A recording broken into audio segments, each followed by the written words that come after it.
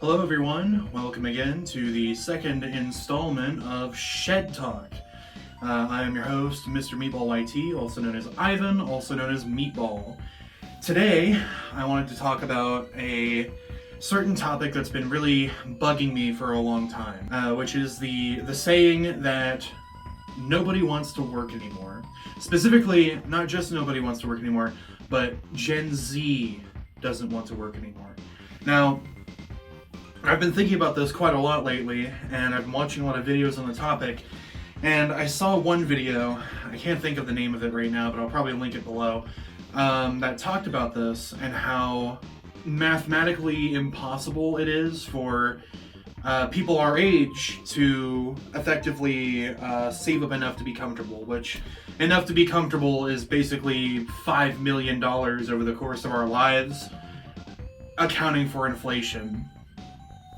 Now, most people will probably work for their entire lives, and they probably won't be able to get much out of retirement, and you know, that's kind of sad.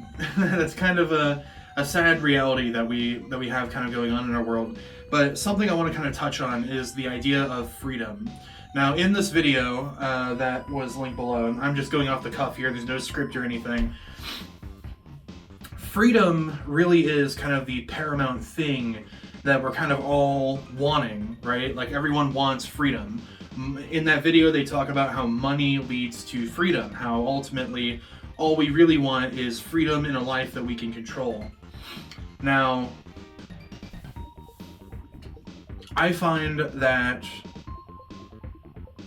the way that we kind of structured our society, where freedom is only really granted to us after we retire, is pretty awful. We don't have any ability to become homeowners with the rate that we're being paid, with the cost of things. The prices of housing just keeps going up. The prices of commodities keeps going up. Money keeps getting worth less and less and less and less. And that's pretty awful, all things considered. But something that I really had a gripe with in this video was the idea that the only way out of this rat race, so to speak, the only way out of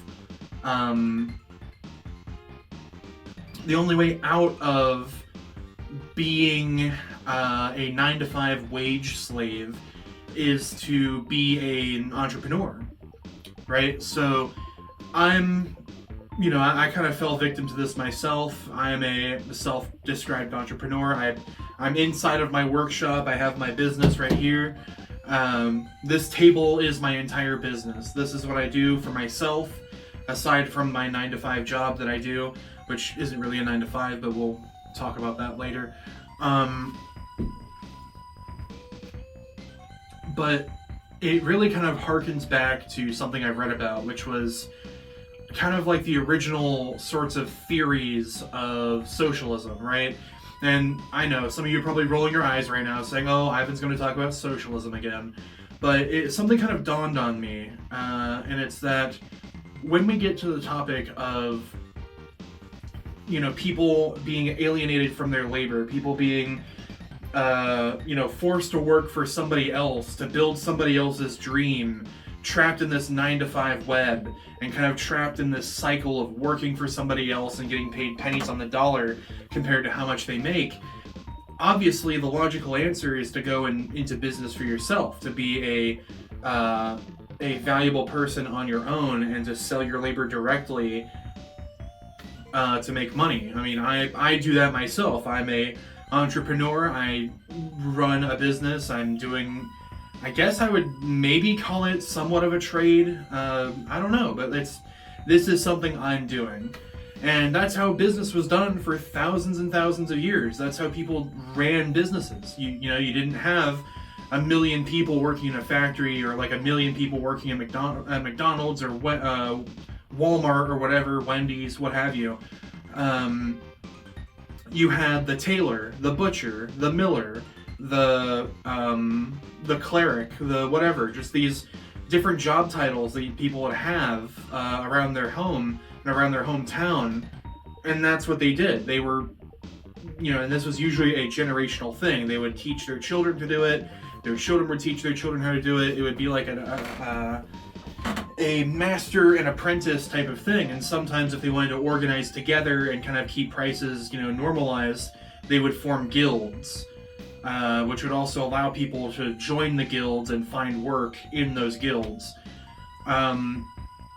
Which honestly kind of sounds no different than a union if you think about it, but unions are a bit different because guilds are a group of master tradesmen. They're craftsmen. These are people that work for themselves that have formed a group together. Unions are people who work for somebody else, organizing together to collectively bargain, right? They bargain with their employer, whereas these people employ themselves. That's the main difference. So what I was kind of getting at with all this is that when looking at what the real brass tacks kind of point of socialism and Marxism really is, it's the self-ownership of the means of production, which that's such a flowery phrase. It's such a misunderstood phrase as well by many, many people. What it really means is you are working for yourself. You are producing for yourself. You are making something on your own and selling it. That's what that is. That's what owning the means of production truly is. It means you're not working for somebody else, or if you are working for somebody else, you partially own that company, so you have a vested interest in keeping the company together. Because the way that things work now, we're all kind of just mercenaries, if you think about it. We're all just hired goons. That's why we never really have any job stability. That's why job stability, I think, is kind of a myth. And why I think people that kind of got suckered into this 1950s notion of, you know, you can just work hard and get a job and stay there forever and pave your way to living a comfortable life. That's not really how that works anymore. It's not really, I mean, it may have worked in the mid-1900s, you know, in the 50s, 60s, 70s, maybe in the 80s a little bit, but that just doesn't happen anymore. That was an aberration from the norm. You know, before then and long after then, things have gotten much worse for wage workers. We have, you know, we're kind of in a second Gilded Age because of this, where these robber barons, these tech tycoons, these housing developers, these, you know, massive private equity firms are just kind of controlling mass businesses, and their whole pyramid relies on having all kinds of goons underneath them that work for them, right? That's their whole thing. And if you do anything to step out of line of what they want to do, they'll just throw you away and hire somebody else. Most of the time, they don't even want people. Nowadays, they're moving towards AI to replace these people entirely. So, in a way, capitalism feels like it's kind of pushing us towards an inevitable future where people are going to have to own their own means of production. They're going to have to be entrepreneurs and tradesmen, and you know, we're going to be living in a olden style economy with modern technology. I think that's my prediction. But kind of going back to what I was saying about the video, and this will kind of click into that here in a second. I really didn't like the framing at the end of this video where they were talking about how we have to be entrepreneurs, right? How we have to basically compete with the rest of capitalism to make ourselves valuable, and how we have to read books on how to make money, and how we have to do this and that. it they really irked me because we don't have to compete with capitalism. We don't. We just don't. I don't believe we should. I don't believe we have to. I believe that as long as you are able to make money for yourself, and as long as you're able to make money within your community, you shouldn't have to worry about competing and making yourself valuable, right? Because that's really the main problem I find with a lot of these kinds of, get out of the matrix, get out of the rat race types of things, which is that a lot of it just sounds like a pitch for a pyramid scheme. It sounds like a pitch to be like a Avon salesperson, right? Like that's what it sounds like to me. It's like, oh, you don't want to, be your own boss, make your own hours, yada yada yada. But like that's kind of what we should be doing. But we shouldn't be doing it so we can become the capitalist. We should be doing it so we can live a more fulfilling life outside of the scope of competing with the whole world. Because frankly, why should we be? Individuals who have run their own businesses have never had to compete with the outside world, ever, ever, ever, except for the points where the outside world, the capitalist world, comes into their communities and competes with them, right? But I think we as a society should have a moral obligation at this point to kind of look at corporate capitalism almost as if artists look at AI images, with pure disgust. I think we should move towards a more localized economy, and we should be going more towards individuals who run businesses, which are just them providing a service, as opposed to we should be going to corporations and lining their pockets further. It just kind of felt very bootstrappy to me, it felt very much like bootstrap capitalism, where they say, oh, if you can't make it in the regular job market, if you can't make retirement, then just lift yourself up by the bootstraps and go do it. I think there's a problem inherent with that, and I think, well, on the one hand, entrepreneurship and going to business for yourself is a good idea. On the other hand, that incurs a lot of risk for you just on a monetary capitalist basis. But also, we shouldn't have to do this. We shouldn't have to fight and bleed and spend all of our time and free money and everything on trying to earn more money, on trying to earn a piece of paper, right? I'm very much of the opinion that people should be able to have their freedom without having to bow to a system that's just going to chew them up and spit them out after 40 years. Right? Like, I'm 24 right now. If I had a full-time job from now until I'm 60 and I put like thousands of dollars in my 401k, I might be able to get away with having some money for a few years before it dries up. Maybe. Not enough to buy a house, not enough to buy land, just enough to have some money, I guess, and not have to work for a little bit to scrape by. I think, honestly, that the biggest solution to all of this is that I think the government should step in. I think the government should institute a universal basic income for everyone. I think that should be the baseline for everyone to just be able to exist. At least $2,000 per month, that's your baseline for existing. So even if you work your whole life, and even if you try and fail in entrepreneurship, you're not just going to become a homeless person by the age of 60, or you're not just going to be, left to fend for yourself. I think that's kind of the root cause of everything. That's what I said in the last episode of Shed Talk as well. The root cause of a lot of this is that we just don't have enough money. A big reason why we can't afford anything with a regular 9-to-5 job, a big reason why we can't afford to live, to afford housing, to do anything, is because they just don't pay us enough, right?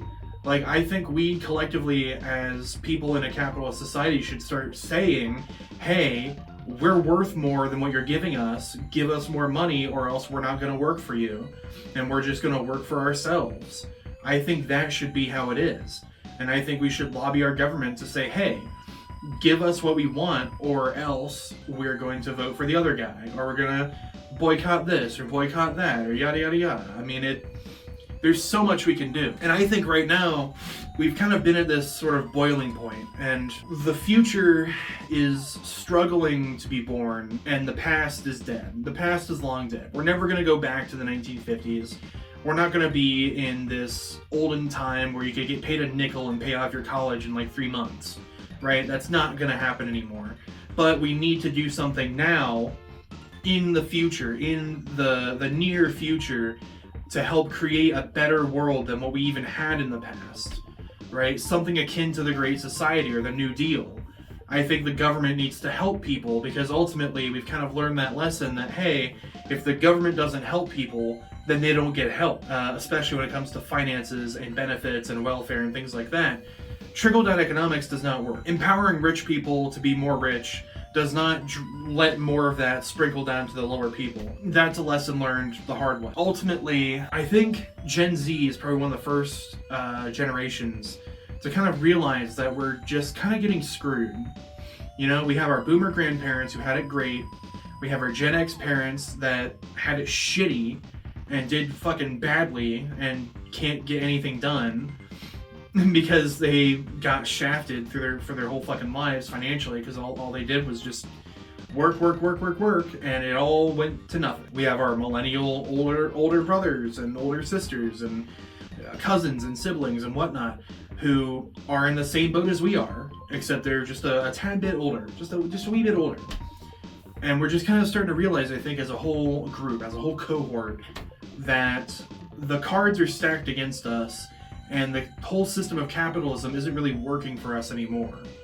Now, Gen Z recently has actually surpassed, I almost said overturned, they have surpassed the baby boomers in population. We are now the largest voting cohort in America. We are now the generation that the government has to listen to. And ultimately, a lot of us are very much left-wing. A lot of us are very much pro government aid, pro welfare, pro everything like that, because we know that the whole system is rigged against us. We know that we're not going to get very far if something doesn't change. So I think, kind of as a response to that video, a couple of the things that we could possibly do in this situation is not just work for ourselves, not just be entrepreneurial or own our own means of production in that same way, but we need to organize politically to get the government to give us that little extra boost. And I'll tell you why. Because the government has the capability to do this. I've had more money in my entire life, more money than at any point in my entire life from the pandemic. When the pandemic unemployment assistance was going on, and I was getting like $600 bonuses on top of what I already had, that was more money than I'd ever earned in my entire life. Ever, from any job. And that was the only point where I'd ever felt comfortable in my finances, was when I was making about $2,000 every month. And honestly, I don't see why everyone doesn't just get this. I think if you're a citizen of the United States, you should get that automatically to live, as long as you're above like the age of 18 or something. I think that is an absolute requirement. I think people should get it. Because ultimately the problem at the end of the day with all of this is that there's just not enough money going around. The money's drying up, the money is gone. It all went to our grandparents in the 50s and 60s and 70s, and it hasn't trickled down yet. Maybe some of them have died, and maybe some people got some inheritances, but that's just not how it works anymore. Most of these people are spending their money on medical expenses, or they're getting fleeced by con men, or con artists, or whatever. It's just that. We need to realize as a generation that no one's gonna come to save us except for ourselves. And we need to step up to the plate and say, hey, government, help us, or else. And we need to start stepping away from these big corporations unless they pay us more. Because ultimately, a lot of these capitalists are making record-breaking profits, constantly. And meanwhile, we're all just languishing in poverty. I don't think that's a good system. I don't think that's a good way to be, a good way of living. So, that's just my 2 cents. This has been Shed Talk. Thank you for listening to me yap for about however long this video is. I'm guessing it's like maybe 10 minutes or so. That's just something I wanted to kind of talk about and yap about a little bit. If you like the show, subscribe, like this video. I have a Patreon. It's patreon.com/MrMeatballYT. It'll be somewhere probably down here. Thank you for yapping. Feel free to have some discourse in the comments. You can also join my Discord as well. That almost sounded like a rhyme. I'll put that down below as well. Thank you for watching, and have a good one. Shed Talk.